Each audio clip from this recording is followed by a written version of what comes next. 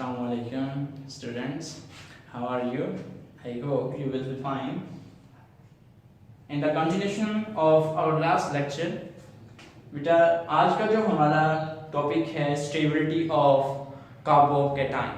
हम आज कार्बोकेटाइन की जो है वो स्टेबिलिटी के बारे में ब्रीफली डिस्कस करेंगे। इंशाल्लाह आपको ऐसी बातें बताएंगे कि आपका कॉन्सेप्ट जो है वो एक्स्ट्राऑर्डिनरी जो है वो डेवलप हो जाएगा। कार्बोकेटाइन की स्टेबिलिटी के बारे में अगर हम बात करें फर्स्ट ऑफ ऑल, तो उसमें अगर सिंपली कार्बोकेटाइन्स की बात करें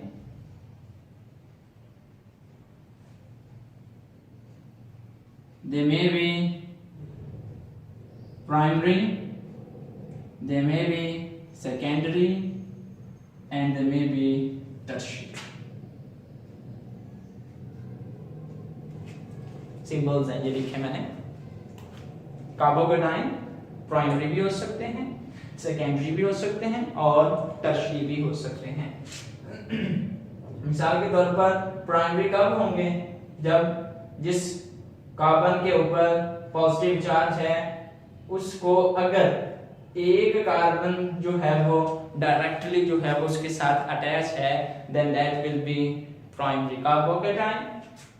and if we talk about secondary, तो जिस कार्बन के ऊपर पॉजिटिव चार्ज होता है बेटा वो डायरेक्टली जो है वो दो अल्काइल ग्रुप्स जो है उनके साथ अटैच होती है। इसको हम कार्बन ही अगर आप लिखना चाहते हैं तो आप जो है वो उसको अल्काइल ग्रुप ऐसे आर की फॉर्म में भी लिख सकते हैं, doesn't matter. And if we talk about this then it will be like this. Tertiary में 3 अल्काइल ग्रुप्स, सेकेंडरी में 2 अल्काइल ग्रुप्स डायरेक्टली, और प्राइमरी कार्बोकेटाइन में जो है वो एक हमारे पास अल्काइल ग्रुप डायरेक्टली उस कार्बन से लिंक करेगा जिसके ऊपर पॉजिटिव चार्ज है। जैसे मैंने आपको लास्ट टाइम बताया, कार्बो कार्बन से, कैटाइन मीन पॉजिटिव चार्ज। सो आज हम डिस्कस कर रहे हैं हमने वो है इनका स्टेबिलिटी का जो है वो फंक्शन हमने डिस्कस कर रहे हैं। तो स्टेबिलिटी का ऑर्डर बेटा इनका कुछ इस तरह से है। Tertiary the most stable, on second number secondary, and on the third number is primary carbocation जो है वो आता है। टर्शियरी, सेकेंडरी एंड उसके बाद जो है वो हमारे पास प्राइमरी कार्बोकेटाइन की बारी आती है। इसका मतलब टर्शियरी कार्बोकेटाइन सबसे ज्यादा स्टेबल हैं और हमारे पास बहुत सारी ऐसी जो है वो कैटेगरीज आती हैं रिएक्शन की जिसमें होता क्या है कि प्राइमरी और जो सेकेंडरी हैं कार्बोकेटाइन वो अपने आप को रीअरेंज करते हैं और रीअरेंज करके अपने आप को टर्शियरी कार्बोकेटाइन में जो है वो कन्वर्ट करने की कोशिश करते हैं। और वो इसकी कौन सी जो है वो फॉर्म हो सकती है? वो उसकी दोनों ही फॉर्म, एक हम उसको कहते हैं गैस फेज होती है, दूसरी उसकी सॉल्यूशन फेज होती है।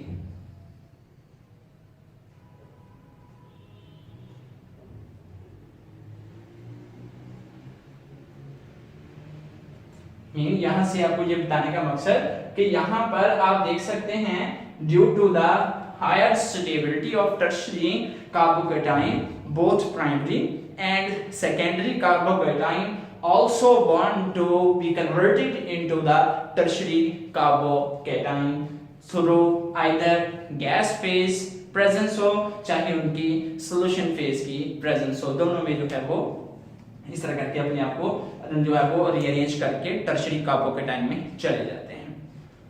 अब इनका जो बेटा stability का order है, stability order can be explained by two things. The number one is polar effects,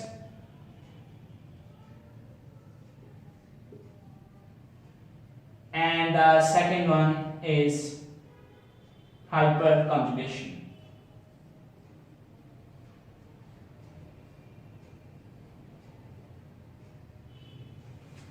इन दो इफेक्ट्स जो हैं वो मेनली इनकी हम बात कर रहे हैं कि जो ये स्टेबिलिटी का ऑर्डर हमने लिखा है कि ये किस तरह से हम इसको जस्टिफाई करने की कोशिश करेंगे कि वो ज्यादा है सबसे स्टेबल और वो स्टेबल जो है वो सबसे कम है। इसमें हमने दो effect, number 1 polar effect and number 2 is hyper conjugation effect.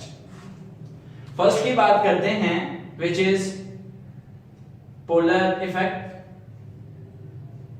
इसको भी आगे हम जो है वो दो तरीकों से जो है वो जस्टिफाई करेंगे। वो है एक through bonds and through space.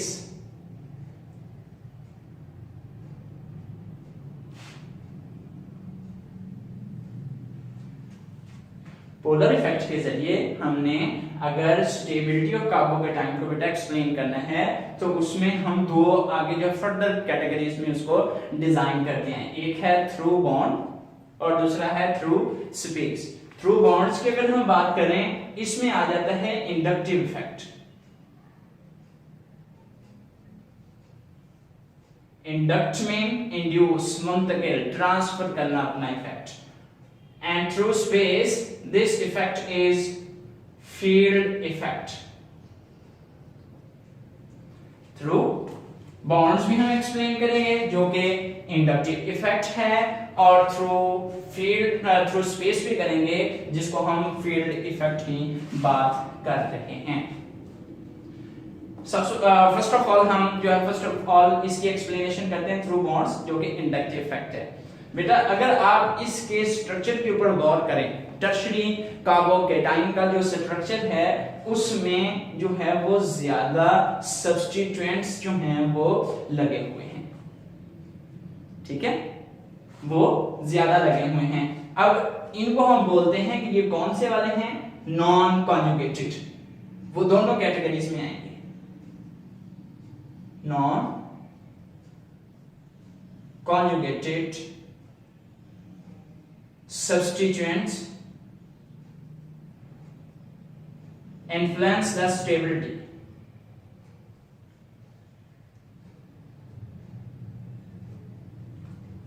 वो फील्ड इफेक्ट में भी करेंगे, वो इंडक्टिव इफेक्ट में भी करेंगे। अच्छा अब हम चलते हैं इंडक्टिव इफेक्ट की तरफ कि वो किस तरह से जो है वो ये नॉन कॉन्जुगेटेड हैं। अब कॉन्जुगेशन क्या होती है, आप इसको इस तरह से अंडरस्टैंड कर सकते हैं कि मिसाल के तौर पर एक मोनोमर ये पड़ी हुई है, एक ये पड़ी हुई है। अगर इसको कोई इफेक्ट चेंज हुआ है, मिसाल के तौर पर जैसे गिरी है तो ये ऐसे, तो ये ऐसे, आगे पड़ी हुई है वो भी ऐसे। अगर ये ऐसे हो, ये ऐसे गिरी है, इसको कोई इफेक्ट नहीं पड़ा। यानी कि जो एक चेन के अंदर एक जो है वो सैंपल के अंदर चेंज आता है वो दूसरे उसकी जो जिसके साथ लिंकिंग है वो भी फील करे, वो भी इफेक्ट करे, तो वो कॉन्जुगेशन में कहलाता है। ठीक हो गया। मिसाल के तौर पर अगर हम अपने बॉडी के पार्ट की बात करें तो वो यहाँ पे दर्द होता है ना, तो हमारा जो है वो पूरा बॉडी का जो है वो हिस्सा, हर हिस्सा उसको फील करता है कि जो है वो मेरे जो है वो दर्द हो रहा है। कॉन्जुगेशन लिंक है, ठीक है। अगर नहीं होता तो फिर वो कहते हैं कि इसका तो आपकी जो है वो बॉडी के साथ जो है वो कनेक्शन जो है वो नहीं है, जिस वजह से आपको फील ही नहीं हो रहा। तो नॉन कॉन्जुगेटेड जो सब्स्टिट्यूएंट्स हैं वो थ्रू स्पेस भी इफेक्ट करते हैं और थ्रू इंडक्टिव भी करते हैं। इंडक्टिव इफेक्ट की तरफ अब चलते हैं बेटा। इंडक्टिव इफेक्ट में मैंने कहा कि ये 3 सब्स्टिट्यूएंट टर्शरी में, 2 सब्स्टिट्यूएंट सेकेंडरी में और 1 सब्स्टिट्यूएंट जो है वो प्राइमरी में है। इंडक्टिव यानी कि इंड्यूस करना, ट्रांसफर करना। अब ये जो 3 सब्स्टिट्यूएंट्स हैं ये अपना जो इलेक्ट्रॉन डोनेटिंग इफेक्ट है, जो all the alkyl groups are electron donating, electron releasing in their nature, वो इलेक्ट्रॉन डेंसिटी डोनेट करते हैं। तो यहाँ पे 3 मिथाइल ग्रुप्स हैं जो कि इसको अपनी इलेक्ट्रॉन डेंसिटी डोनेट कर रहे हैं। यहाँ पे 2 हैं और यहाँ पे 1 है। सिंपली हमें समझ आ रही है कि यहाँ पर डोनेशन इसको ज्यादा है सबसे, उससे कम है और सबसे कम है। अगर इसको इलेक्ट्रॉन डेंसिटी की डोनेशन ज्यादा है तो इट मींस ये क्या है, स्टेबल है। इससे उससे कम है तो ये उससे कम स्टेबल है। इसको सबसे कम है तो ये सबसे कम स्टेबल है। ये हो गया जी इंडक्टिव इफेक्ट के जरिए हमने उसको हम अंडरस्टैंड करने की कोशिश की। इससे भी पता चला कि ऑर्डर यही है, टर्शरी, सेकेंडरी एंड प्राइमरी। किस वजह से हुआ, मोर सब्स्टिट्यूएंट्स की वजह से। उसकी वजह से क्या हुआ, ग्रेटर पोलर इफेक्ट। और जितना पोलर इफेक्ट ज्यादा होगा उस लिहाज से उसकी स्टेबिलिटी भी ज्यादा होगी। ये टर्शरी के लिए मैंने आपको बात दी। अब आ जाते हैं फील्ड इफेक्ट की तरफ। फील्ड इफेक्ट या थ्रू स्पेस, इसमें नेगेटिव इफेक्ट में इसने बॉन्ड के जरिए इसको जो है स्टेबलाइज किया। थ्रू जो है वो स्पेस या फील्ड इफेक्ट की बात करें तो बेटा कुछ इस तरह से हम उसको अंडरस्टैंड करते हैं कि देखें ये जो इलेक्ट्रॉन डोनेटिंग इफेक्ट था इनका, ये तीनों अल्काइल ग्रुप्स का, इन्होंने क्या किया कि इलेक्ट्रॉन डेंसिटी जो है वो इस सेंट्रल कार्बन पॉजिटिवली चार्ज जो है, जो बियरिंग पॉजिटिव चार्ज है, उसको डोनेट कर दिया। जिस वजह से होगा क्या कि ये जो पॉजिटिव चार्ज है वो क्या होगा, वो इस एक जगह पर फिक्स नहीं होगा। वो क्या होगा, फिर से अंडरस्टैंड करें। हमने कहा कि थ्रू इंडक्टिव इफेक्ट ये क्या कर रहे हैं, इलेक्ट्रॉन डोनेट कर रहे हैं इसको। जैसे ही वो इसको इलेक्ट्रॉन डोनेट कर रहे हैं तो इस पर जो पॉजिटिव चार्ज है, इलेक्ट्रॉन डेंसिटी जो पॉजिटिव यहाँ पे शो हो रही है कि यहाँ पे इलेक्ट्रॉन डेंसिटी कम है, पॉजिटिव चार्ज है, तो वो क्या करेगा, वो फिर इस जगह पे फिक्स नहीं रहेगा बल्कि इस पूरे सिस्टम के ऊपर ऑल द अल्फा कार्बन्स के ऊपर जो है वो स्प्रेड हो जाएगा, फैल जाएगा। स्पेस बना ली इसने, स्पेस इफेक्ट। जो जनरल रूल है, जनरल रूल क्या है, इसको अंडरस्टैंड करें। वो ये वाला है कि मोर कंसंट्रेटेड चार्ज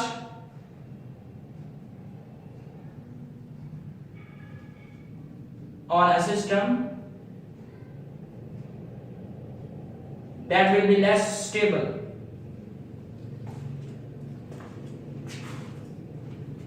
इनकी डोनेशन की वजह से इसको इलेक्ट्रॉन डेंसिटी मिली है, तो ये जो पॉजिटिविटी आई थी इसके ऊपर, वो भी इनके ऊपर जो है वो स्प्रेड हुई है, वो भी इनके ऊपर जो है वो उसने कवर अप उनको किया है। जिस वजह से क्या हुआ कि ये इसने स्पेस में, यानी कि अपने ये जो तीन मिथाइल ग्रुप्स जो हैं या इथाइल हैं, जो डिफरेंट अल्काइल ग्रुप्स लगे हुए हैं, उनके ऊपर अपना चार्ज स्प्रेड किया है।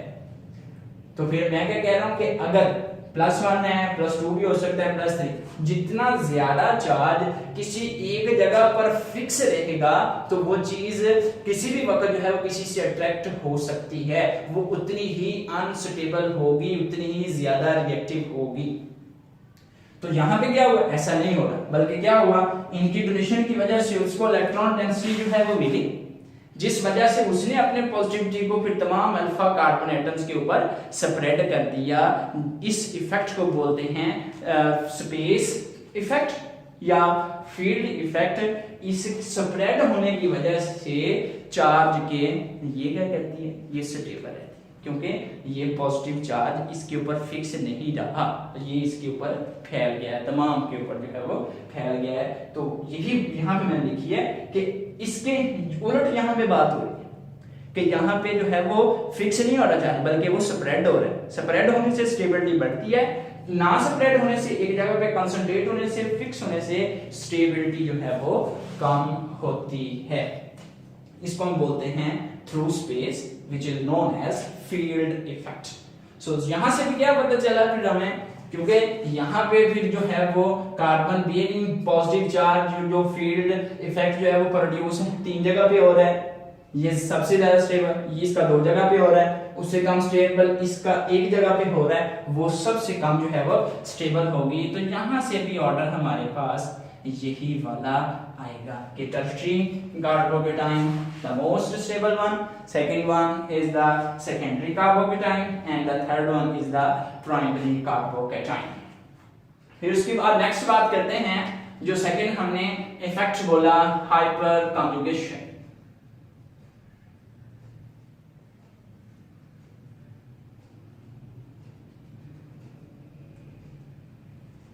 हाइड्रोजन की वजह से नो बॉन्ड रेजोनेंस स्ट्रक्चर्स जो बनते हैं उस प्रोसेस को हम बोलते हैं हाइपर कॉन्जुगेशन। इंशाल्लाह ये हमारा एक पूरा डिटेल टॉपिक आएगा, उसमें हम इसको ब्रीफली एक्सप्लेन करेंगे।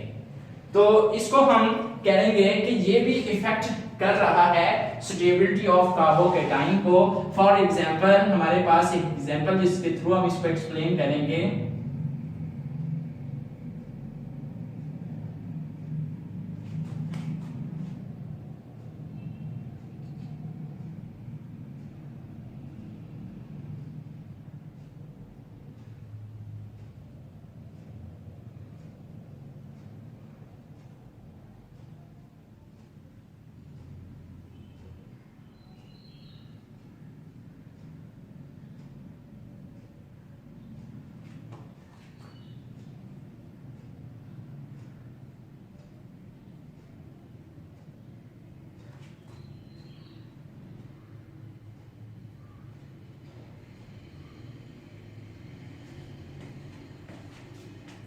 Look at this example.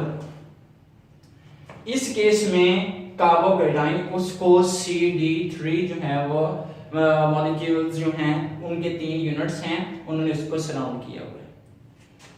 इस कार्बोकेटाइन में हुआ क्या है, यहां से हमने जो है वो H नेगेटिव यहां पे ट्रांसफर किया है, हाइड्राइड ट्रांसफर हुआ यहां से।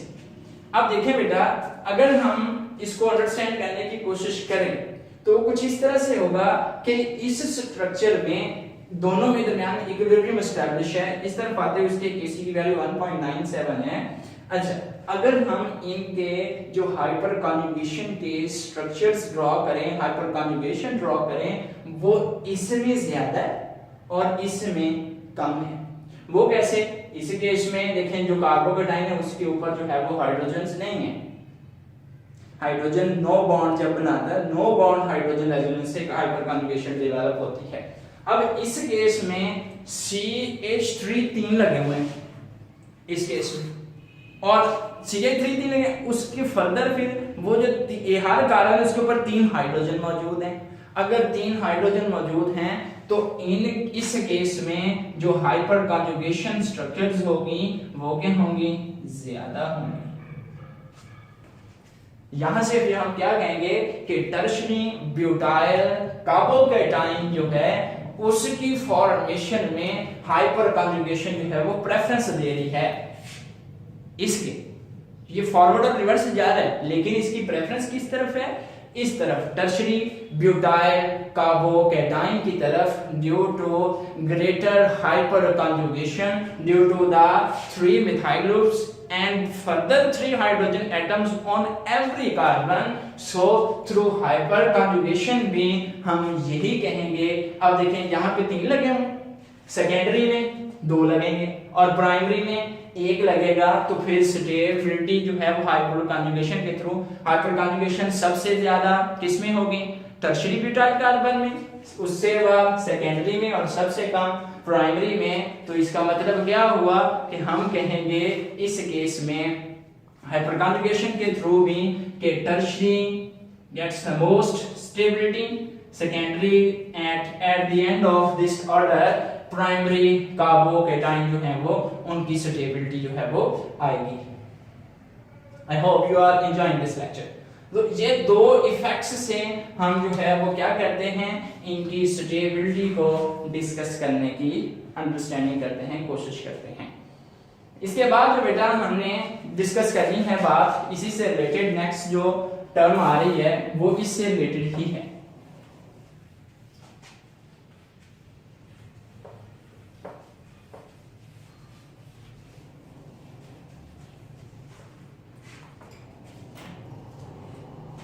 हम अगर कहें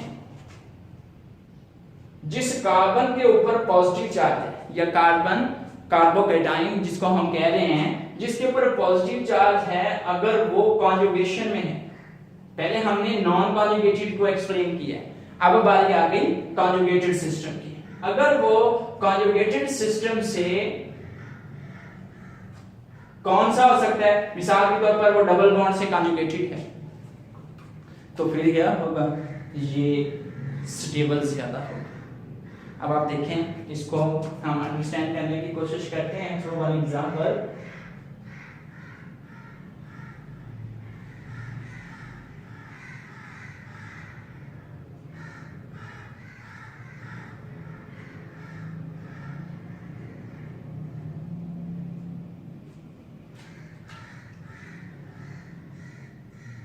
देखिए बेटा जी, यहां पे अगर आप गौर करें तो मैंने ये कार्बोकेटाइन है, जिस इस कार्बन के ऊपर पॉजिटिव चार्ज है, लेकिन सिंगल उसके बाद डबल, इसको बोलते हैं कॉन्जुगेशन, यानी कि इसकी रोटेशन मुमकिन है, पॉसिबल है, ये इधर शिफ्ट हो सकता है, ये वाला बॉन्ड डबल इधर शिफ्ट हो सकता है। अब देखें, अगर ये इधर शिफ्ट होता है then it will be like this,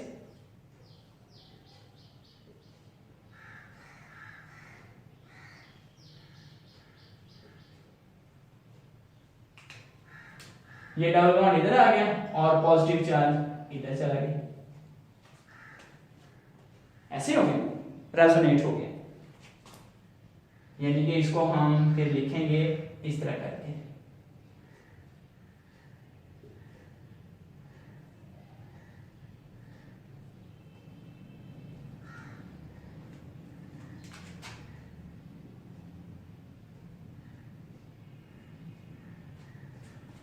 क्योंकि उस चार्ज की स्प्रेडिंग जो है वो पूरे सिस्टम के ऊपर हुई है, इसको बोलते हैं कॉन्जुगेशन। सो हम क्या कहेंगे यहां से फिर वही बात कि अगर कार्बोकेटाइन कॉन्जुगेटेड सिस्टम के साथ, वो कॉन्जुगेटेड है एक ऐसे सिस्टम के साथ, मिसाल के तौर पर मैंने कहा कि वो डबल बॉन्ड से कॉन्जुगेटेड है, वो ज्यादा स्टेबल होगा। ज्यादा स्टेबल क्यों होगा, क्योंकि वो रेजोनेट कर जाएगा, जैसे वो रेजोनेट करेगा तो उसकी स्ट्रक्चर्स बढ़ जाएंगे। अब जैसे उसकी स्ट्रक्चर्स बढ़ी तो चार्ज की स्प्रेडिंग हो जाएगी। Look at back this concept, हमने कहा कि अगर चार्ज फिक्स रहेगा किसी एक जगह के ऊपर तो उसमें क्या होता है, वो चीज स्टेबल नहीं बल्कि अनस्टेबल, ज्यादा चार्ज उसके ऊपर, मिसाल +1 +2 जितना ज्यादा चार्ज हो और वो किसी एक जगह पे ऊपर हो तो वो बजाय स्टेबल होने की क्या हो जाती है, अनस्टेबल। वो किसी भी चीज से फौरन अट्रैक्ट हो सकती है, वेरी हाईली अनस्टेबल होती है।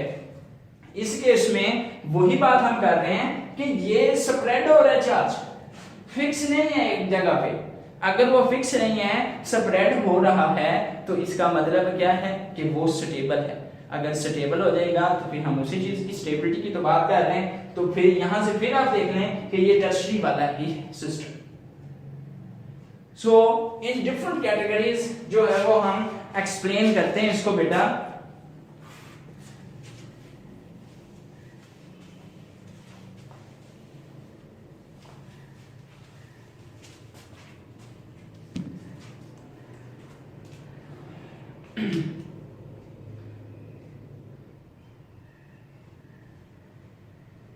Every carbocation wants to convert it into tertiary butyl carbocation.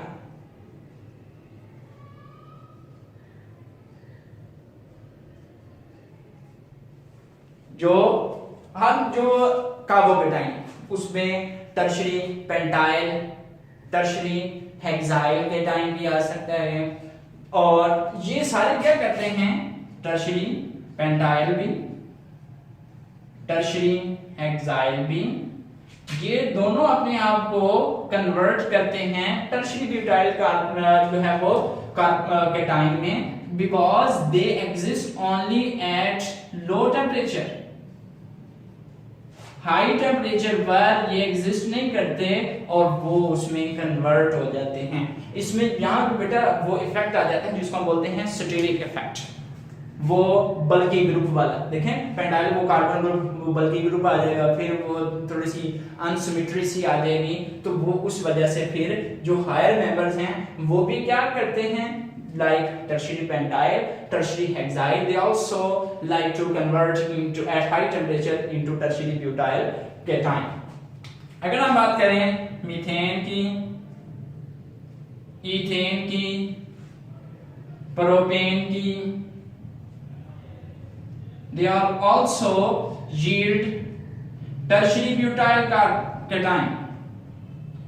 उसकी भी बेटा यही रीजन है किसमें, in super acid solution, super acid solution like SO2, उसके अंदर ये क्या करेंगे, अपने आप को कन्वर्ट करेंगे किसमें, टर्शियरी ब्यूटाइल कार्बोकेटाइन में, टर्शियरी ब्यूटाइल